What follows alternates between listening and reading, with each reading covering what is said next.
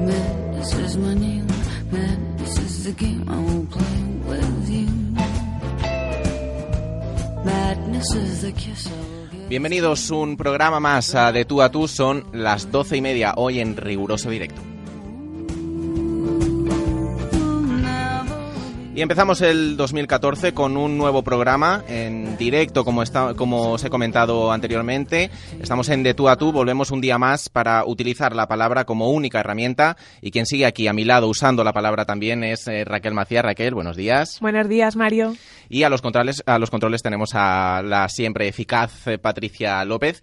Y hoy charlamos con una actriz a la que los hermanos Ulloa han definido como una profesional que da una lección de entrega y generosidad. Es una de las mejores de su generación, según comentan, y su gran calidad interpretativa la remata con lo gran persona que es. Nosotros no podemos estar más de acuerdo con estas palabras y por eso es un placer para De Tú a Tú tener hoy a Elvira Mínguez. Elvira, buenos días. Hola, buenos días, ¿qué tal estáis? Pues encantada de estar ahí, de momento.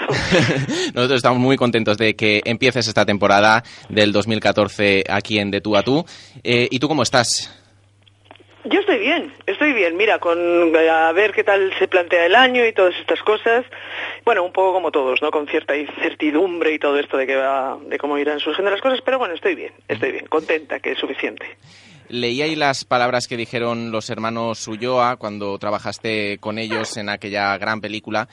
¿Y siguen abrumando recibir este tipo de piropos, Elvira?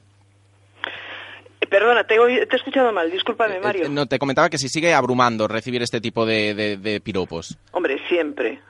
Yo creo que esa es una de las cosas que por mucho tiempo que lleves trabajando y siempre, ¿no? Porque a la hora de la verdad el trabajo se queda ahí, no sabes muy bien cómo va a resultar, pero los trabajos, por mucho, aunque sean buenos, pasan, ¿no? Lo más importante es, en definitiva, las relaciones, ¿no? Y lo que creas. Y cuando alguien al que admiras, porque por mi parte tanto a David como a Tristán, no solamente es cariño, sino también admiración, piensan eso, pues es un orgullo, ¿no? Te da la sensación, bueno, algo bueno estaré haciendo, no solamente a nivel profesional, ¿no? O sea, en definitiva, el trabajo es una parte importantísima de la vida, pero no es lo más importante. Yo creo que eres una de las actrices más queridas por la profesión, por los compañeros. Cuando anunciábamos la entrevista, tu compañero y amigo, supongo, Rubén Ochandiano, nos mandó un único tuit para ti, que te dijésemos que te quería, que yo supongo que será recíproco, ¿no? Absolutamente. Además, con Rubén, fíjate, cuando hicimos Tapas no nos conocíamos antes, yo conocía su trabajo, pero no nos conocíamos personalmente. Y no sé, desde el primer momento se creó una relación tan bonita, ¿no? Yo siempre digo lo mismo, ¿no? Que fue una especie de enamoramiento y bueno, y que se mantiene, ¿no? Evidentemente las circunstancias, el trabajo, la vida, pues te lleva por caminos distintos y hace tiempo que no coincidimos, ¿no? Que no hablamos. Pero vamos, son de esas, con Rubén especialmente son de esas relaciones que se quedan, ¿no? Que no cambia nunca.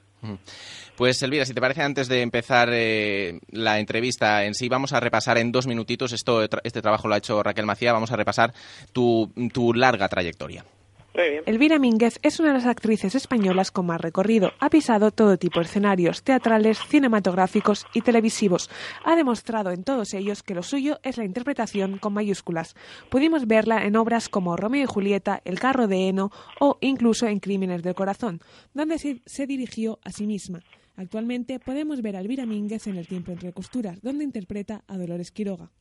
A mí me gustaba en este personaje, a la hora de enfrentarme a él y de construirlo, me gustaba destacar, tal vez porque durante todo en ese tiempo yo he sido madre y que la maternidad tampoco, una madre no tiene por qué ser ese ser angelical, maravilloso y no sé qué, una madre puede ser un bicho. 1994 vemos a Elvira en Días contados, película que le vale a un premio Ondas y a su primera nominación a los Goya Mejor Actriz Revelación. Desde ese momento la actriz aparece en numerosos proyectos. Así lo señalan las películas que le siguen, como son Calor y celos, La buena estrella, Lágrimas negras o Puerto. En la década de los 2000 se adentra en el cine internacional con 2 películas.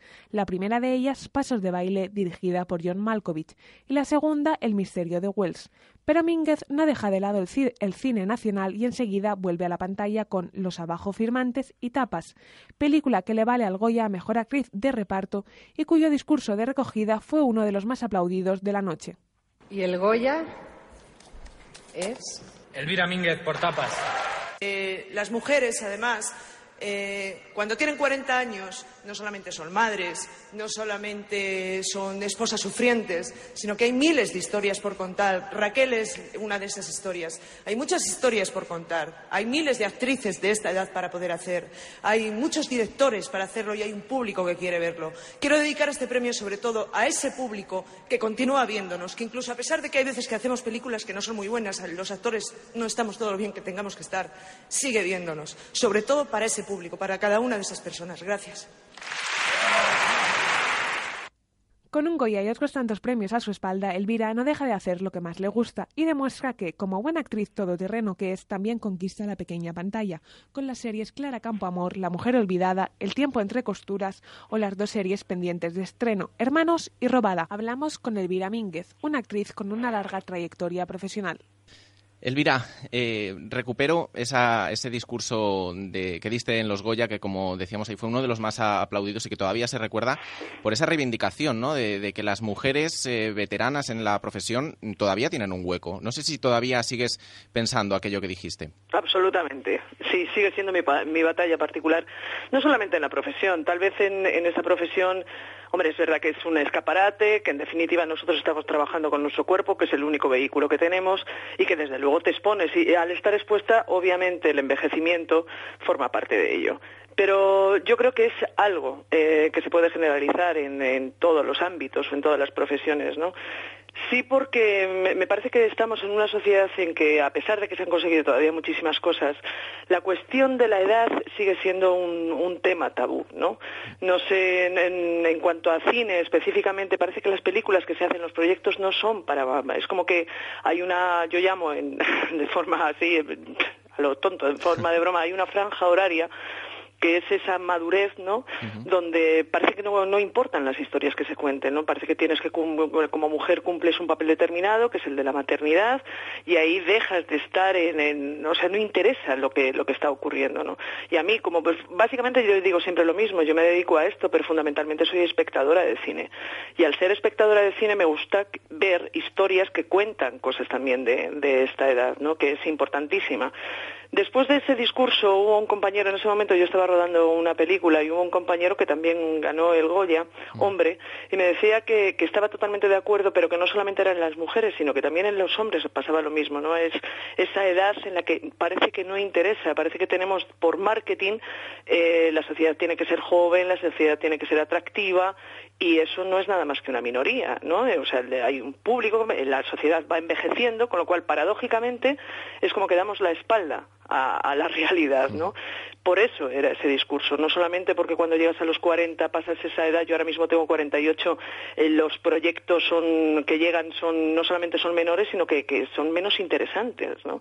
Y a mí me parece que es una pena, o sea, la experiencia es un grado, no solamente es un dicho, sino que tendría que ser así, ¿no? O sea que sí, continúo reivindicándolo y además reivindico mi edad, reivindico mis arrugas y mis cambios físicos, ¿no?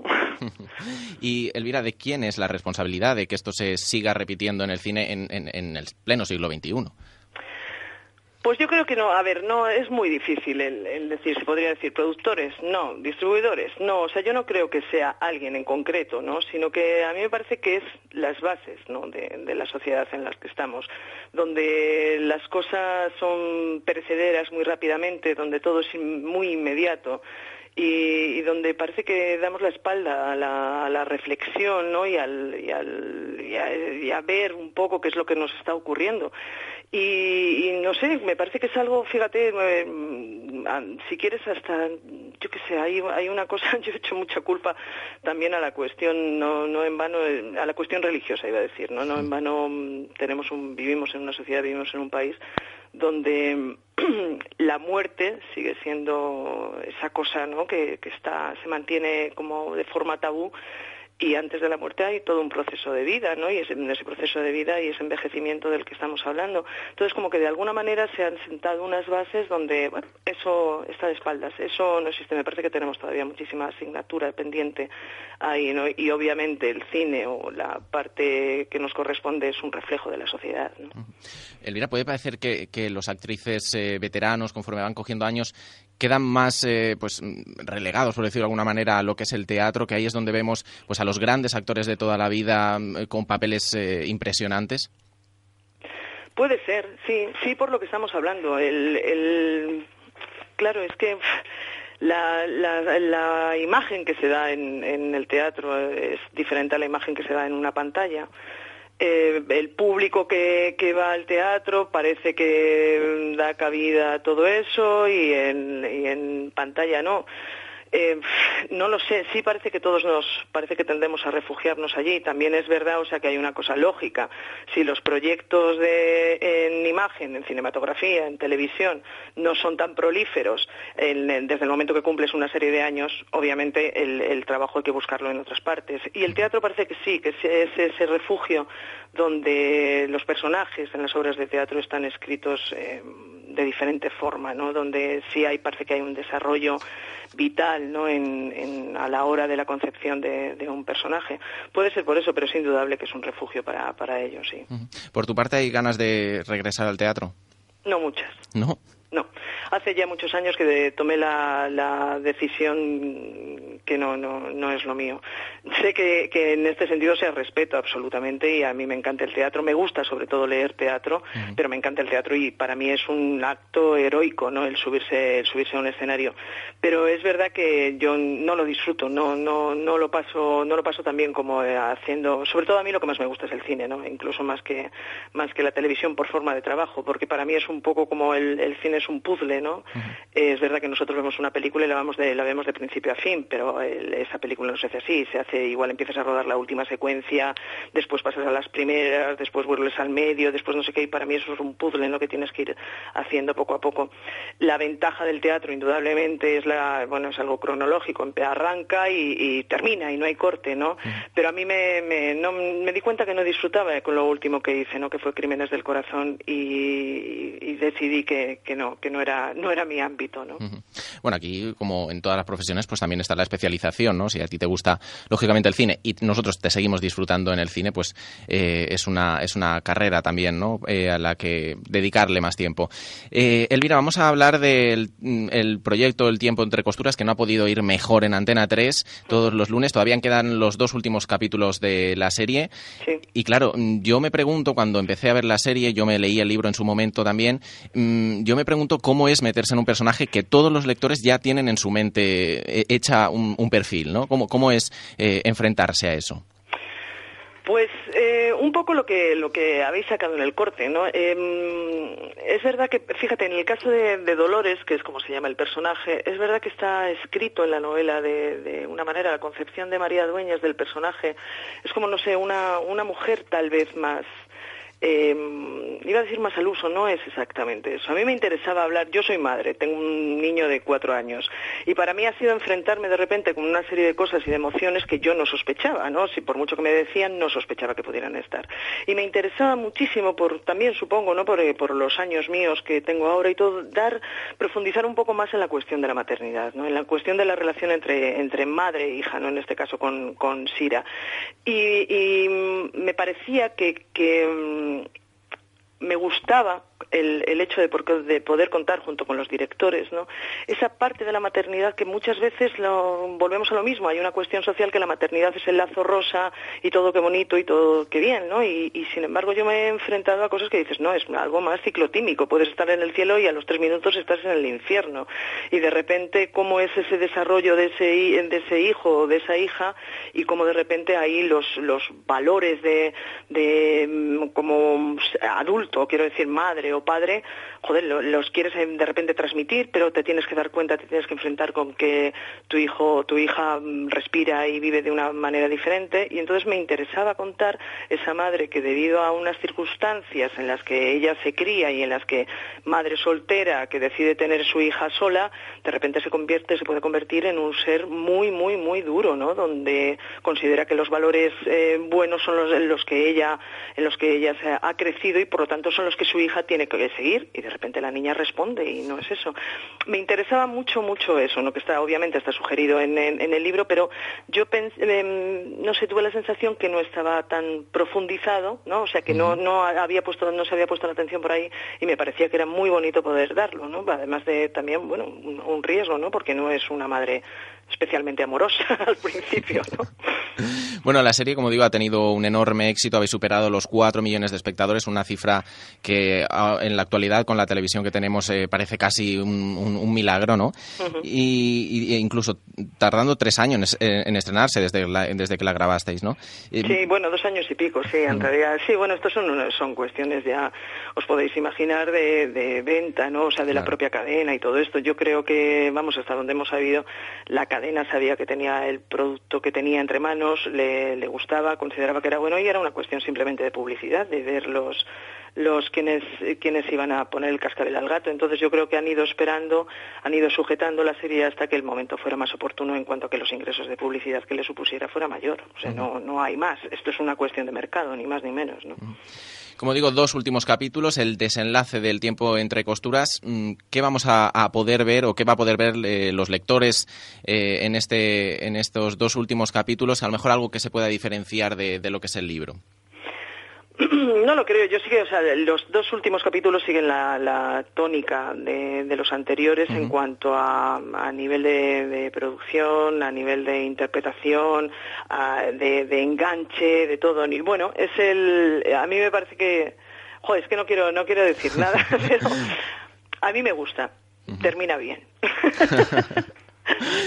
O sea vamos, me parece que son 2 capítulos que sí, ninguno de ellos había que perdérselo. Me parece que estos 2 últimos menos, desde luego. Y luego también hay una cosa que a mí me ha hecho muchísima ilusión. Después de poner del capítulo semanal, hay un programa posterior que a mí me parece que está muy bien hecho, que es un poco el making of, ¿no? El cómo se hizo toda la serie. Además de la audiencia maravillosa que ha tenido y la respuesta que ha tenido en los capítulos, el programa ha tenido una audiencia, pero vamos, excepcional para la hora que es y para de lo que se trata.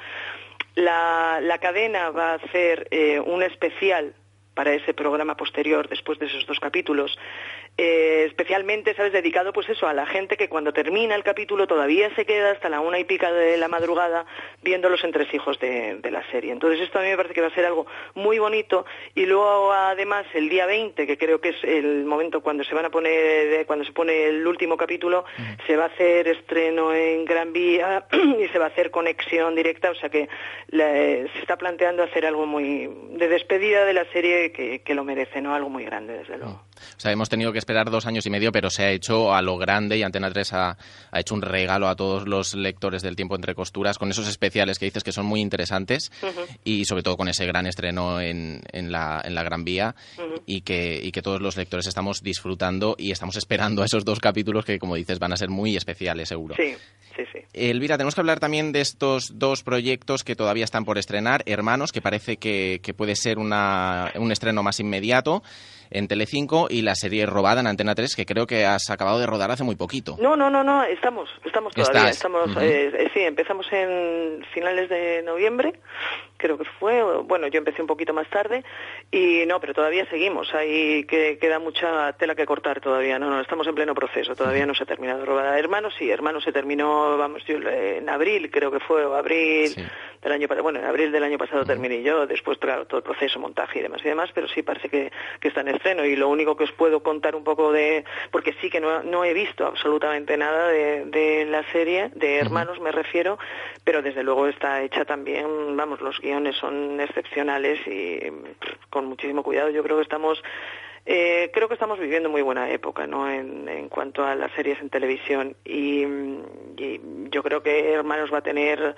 muchísima aceptación también. Hermanos en Telecinco, Robada en Antena 3, 2 historias muy diferentes, 2 papeles absolutamente distintos. En Robada haces de una monja, ¿no? Habla un poco del tema de los niños robados, desde una perspectiva muy diferente a lo que hemos visto hasta el momento en otras series que se ha tratado el tema. Y en Hermanos haces de una madre. Sí. Hermanos se centra en los 80 y Robada... Cuéntanos un poco... Robada va desde el año 74 más o menos hasta el año 2013. Es lo que estabas comentando. En realidad el marco es eso, ¿no? Es la historia de una niña que resulta ser robada. Pero no deja de ser nada más que eso es el marco. Luego todo lo que va ocurriendo, todas las todas las cosas que va pasando esta cría y todo esto ya se despegan de ese marco, ¿no? Es el arranque, como si dijéramos, sí. Y bueno, el personaje que yo hago sí es en concreto, hombre, no es exactamente la Valbuena, pero es una monja que está metida en todo ese follón, todo en ese tinglao, sí. Bueno, dos proyectos que supongo que se estrenarán este año y que disfrutaremos, como cada proyecto que nos regalas en la pequeña pantalla, en la gran pantalla. Y Elvira, ayer se desvelaron ya los nominados a los premios Goya. Yo creo que es de obligado cumplimiento comentar un poquito contigo si has un poco visto quiénes son los nominados de este año, si tienes alguna apuesta. Soy absolutamente sincera. No he podido, ni lo he visto, porque todos estos días con el pequeñajo de 4 años te puedo asegurar que te puedo contar todo de los Reyes Magos. Pero más allá de eso, nada, me tengo que poner al día. Hoy es el primer día que he tenido colegio y entonces me voy a poner al día un poco porque tengo retraso total, o sea que lamento muchísimo no poder acompañarte en esto, de verdad. Bueno, pero podemos comentar, no sé si has visto a lo mejor alguna película este año que sí que a lo mejor estuviese entre las preseleccionadas. No sé cuál es la última película que has visto de cine español. Si te ha dejado el peque tiempo para ver alguna película. Ninguna, Mario, te lo juro. Todo de verdad, dibujos. El otro día he ido al cine a ver la historia esta de los pavos increíbles, Frozen y demás, pero nada más. Bueno, pues te voy a pasar ahora mismo con Raquel Maciá, que te va a hacer alguna pregunta diferente a las que yo te he realizado y luego volvemos a hablar tú y yo. Muy bien. Hola Elvira, como ha dicho Mario, es el momento de pasar a la parte de la entrevista donde conocemos un poco más tus gustos. Por ejemplo, cuéntanos, ¿cuál es el personaje que has interpretado que más se parece a ti? Qué difícil, Raquel. Pues. Fíjate, te voy a decir, no lo sé. No sabría qué decirte. Pues tal vez lo más cercano, el del tiempo entre costuras. Fíjate. No sé si por tiempo, por años, por cercanía, no te sabría muy bien decir. Comulgo muchísimo, pero desde luego no puedo decir que se parezca porque es absolutamente excepcional con Clara Campoamor. Pero para mí, por ejemplo, la inmersión en Clara Campoamor fue tirar mucho de mi propia manera de sentir y de mi propia manera de pensar, ¿no? Entonces andaría ahí, tal vez el tiempo entre costuras por cercanía de edad y seguramente Campoamor por manera de pensar. ¿Y por el contrario, el más diferente? El más distinto. Pues seguramente el primero, el de Lourdes, el de Días Contados. Y bueno, cuando te enfrentas a un personaje tan diferente, ¿de dónde sacas la motivación para hacer ese papel? Luego a la hora de la verdad, mira, bibliografía básicamente, y estudiar. Yo hago muchísimo trabajo previo. Para mí es uno de los procesos de todo el proceso, es una de las partes más bonitas, ¿no? Y muchísima bibliografía y después un proceso de simplicidad y reducción. Yo a medida que he ido creciendo y voy experimentando con los personajes y todo esto, la sensación que tengo es que las emociones son muy limitadas y son comunes para todos. Entonces, intento hacer siempre, buscar los links de alguna manera con el espectador para que toda esa complejidad que en un principio parece que hay con los personajes se pueda reducir y el espectador pueda conectar, pueda empatizar con lo que le está ocurriendo al personaje, ¿no? Y para eso da igual que sea el rey, que te digo, Carlos V, que sea una mujer de un puesto en un mercado, ¿no? A la hora de la verdad yo creo que esos links existen, ¿no? Que estamos muchísimo más conectados de forma empática con ellos, ¿no? Entonces intento buscar cuáles son siempre cuando trabajo, estoy pensando siempre en el espectador, ¿no? Y estoy tratando siempre colocar de cuándo le voy a dejar saber al espectador más cosas que al propio personaje, cuándo va adelante, cuándo va después y cuáles son los puntos en los que él puede agarrarse para entender a ese personaje. Y para eso yo creo que simplicidad siempre. Y bueno, otra pregunta más. ¿Has tenido algo curioso que te haya pasado con algún fan, con algún admirador? No, si te soy sincera, no. La verdad es que en mi vida es muy... practico varias cosas, quiero decir. Cuando hay, por ejemplo, una cosa de bastante popularidad o que ha tenido bastante éxito, yo directamente lo que hago es que me voy al metro, ¿no? Viajo en el metro y y me respiro un poco a ver cómo va la cosa, ¿no? Es cierto que, bueno, como no me suelen reconocer fácilmente, es más fácil que me ubiquen, te conozco de algo, no sé si de comprar no sé dónde o tal, pero no me suelen ubicar, ¿no? Muy directamente en que hayan visto la película. Cosas así curiosas, recuerdo que fue con Pudor, y estaba en el metro, se había estrenado Pudor, la película de Tristán y de David Ulloa, y estaba en el metro y en uno de los canales, en las televisiones que hay en el metro, empezaron a poner el tráiler de Pudor. Yo estaba sentada y estaba esperando a que llegara el metro, y en ese momento, bueno, pues había un señor sentado a mi lado y estaba mirando la película y yo pensé, ay, Dios mío, y no se dio cuenta absolutamente de nada, pero absolutamente de nada, y me pareció maravilloso. Y luego, por ejemplo, cuando la cosa ya se pone así, más así, yo el truco que utilizo es siempre cuando llego al metro me coloco al lado de una chica guapa o de una chica que vaya vestida de una forma más provocadora o algo así, porque entonces todas las miradas van a ella y yo paso la estrategia del camuflaje.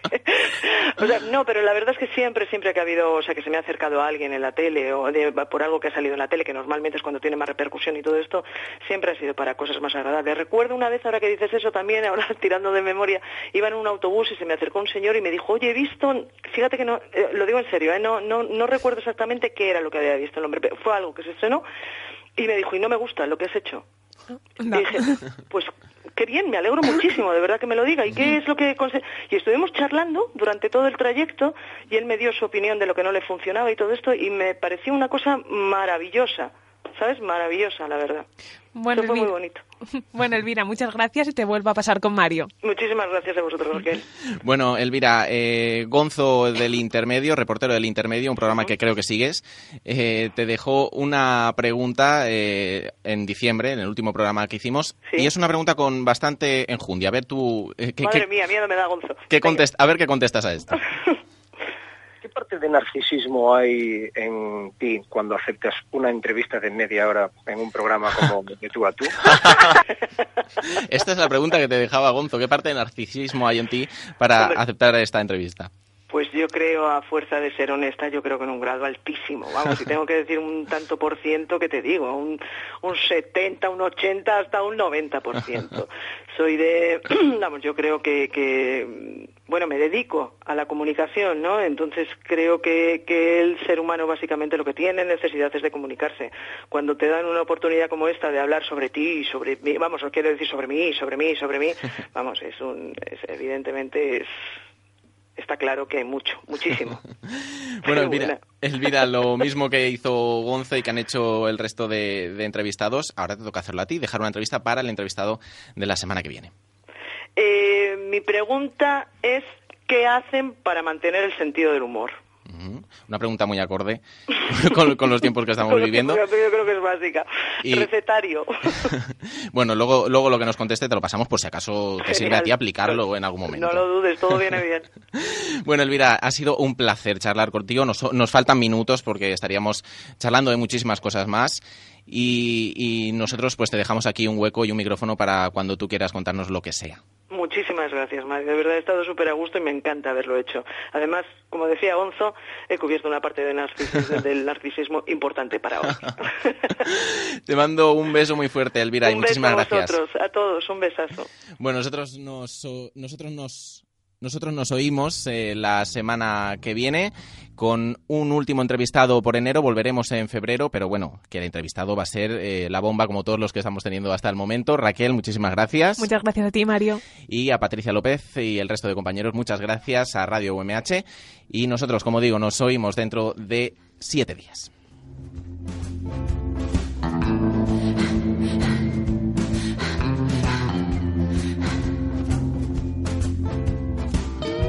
Madness is my name, madness is the game I will play with you. Madness is the kiss I'll give to you, wrapped in silver night in you.